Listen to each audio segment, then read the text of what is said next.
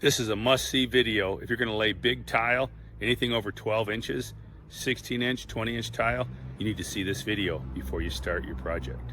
Very important. Please join us.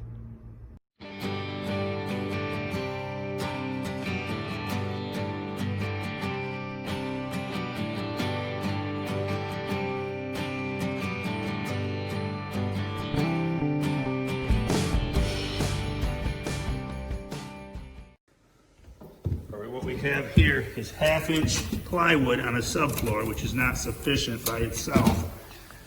Now we could continue putting more layers of wood on here, plywood, OSB, cement board, but the floor is wavy. It's definitely up and down. So I want to use a floor leveler on it. So what we're going to do is secure this 1/2-inch plywood down. First step, Josh is gluing some blocks. Glue and With stick. polyurethane premium glue. Something like that. We're not using no latex junk. We're using the good toxic. Now we need you up We're there. laying these blocks, and I will go upstairs and nail them off. Hold it. All right, I hear you knocking, but you can't come in. You're right here? Okay, I see you. Here we go, nailing them off.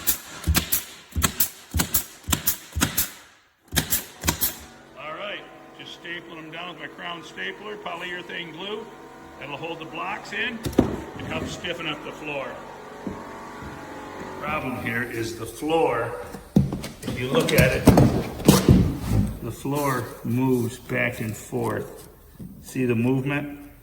Hence is why we're putting the blocks in to stop that movement before we pour the floor. One of Bubba's tips, call me Captain Overkill. Most people do. But we had some gaps where some of it went down to the floor, into the basement, you could see.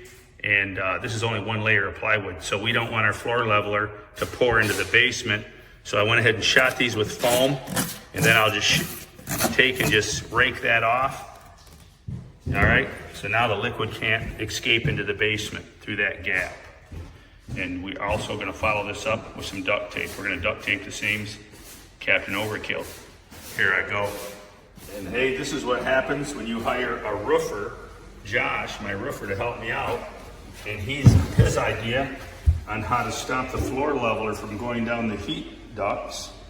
He took his roofing flash cards, and we stuck them in there.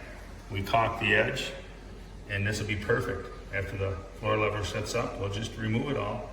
You don't have to worry about these being a little fat. It's not a big deal. We can easily float that little bit. That's a little bit of cush, a little bit of nothing. That right there along the wall edge, nothing. Floor level will come up along here. We can shave that off later, float the tile right over it, bridge over. That'll end up being under the baseboard. Not a big deal. So you don't need to, we're not building a clock. We're not building a Wurlitzer piano, but we want to do it right. All right, I want to explain to you why you don't want to let Butch and Hack come into your house, Butch and his brother Hack, and lay 40-inch long tile on a wood floor like this.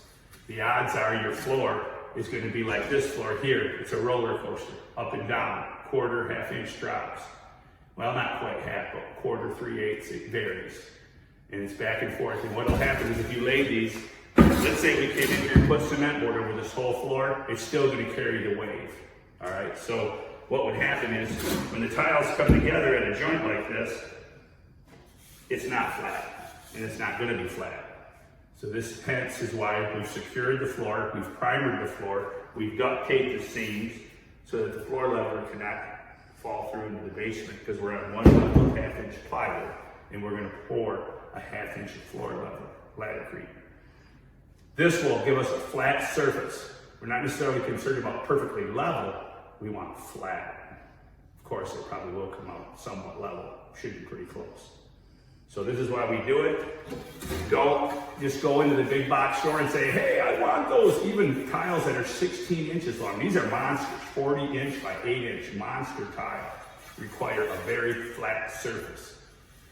So don't let your contractor, if you're hiring Butch and Hack out the back of their truck and they YouTube it and they think they know what they're doing, make sure you do your research and get a qualified contractor.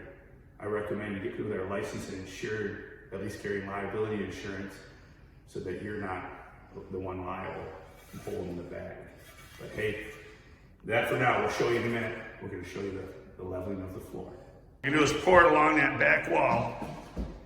Just go the whole width, all the way down. What we're doing a trial run here to see, we wanna see if any of this is actually gonna go through the nail holes in the floor. Keep it more concentrated. No, you're coming up too far. There you go. And then turn it upside down. We're gonna spread this around. We're gonna see if it bleeds through the nail holes. Our concern is, will it go through these small little nail holes and drip into the basement? I'm using a garden rake because I'm a gardener. You have to move this material around. It won't just find its own level. But then to try to level it out a little better, I take the garden rake and run through it. I figured this would be a good distributor to help level it out. Dragging a garden rake through it. All right.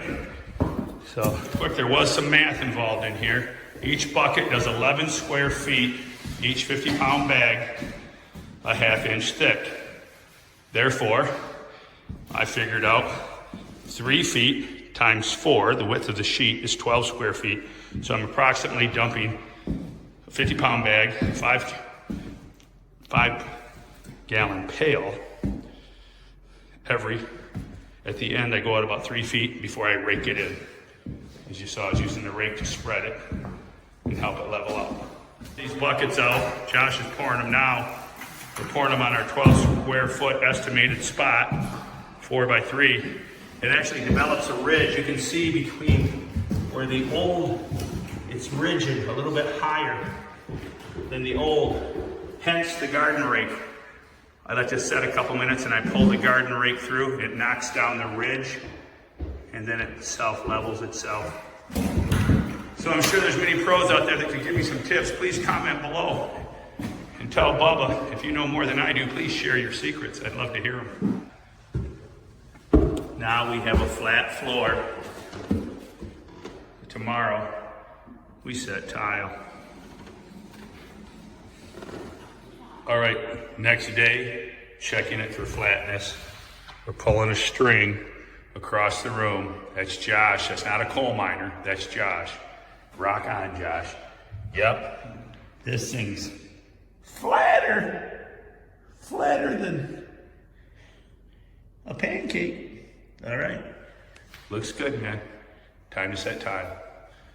We will not show a video of setting the tile. Just wanted to show you how to prep a floor for tile. This is the way to go. And don't forget to get your Bluetooth light, your talking LED light. That's Bubba's. I call it my green tooth because where I live, we don't have Bluetooth. I got a green tooth. All right, thanks for joining us today. Keep it a secret, but go tell a friend. Did it come out flat? Well, here's the test. There's your test. Flat floor.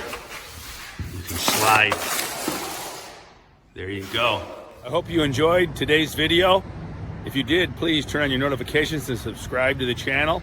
And hey, I'd like to tell you, I'm standing out in front of my local lumberyard, Curtin Lumber, True Value Hardware. It's a mom and pop shop, family owned for over 50 years. It's the place I like to shop. I steer away from the big box stores. First of all, the big box stores, people assume they have the lowest prices. That is wrong. And a lot of their stuff is lower quality. Unless you special order at the big box stores, you're getting like seconds and bottom quality. So for that reason, I stick with my mom and pop shops. I hate to see these big, huge conglomerate corporations take over America. Let's keep the family, small town mom and pop shops in business. I'm all for it. And hey, here at Curtin Lumber in Holly, Michigan, the lumber's better quality. Their trim prices are drastically cheaper than a big box store. Drastically cheaper, you'd be surprised. Shoe mold here is like 27 cents a foot. The big box stores, it's 45 cents a foot for base shoe or shoe molding. All right, so check us out. Thank you very much for today's viewing the video. And if you would, comment, tell us what you think about laying big flat tile. Any tips, pointers you can give us. Hey, we're all open for it. Thank you very much, and keep it a secret, but go tell a friend.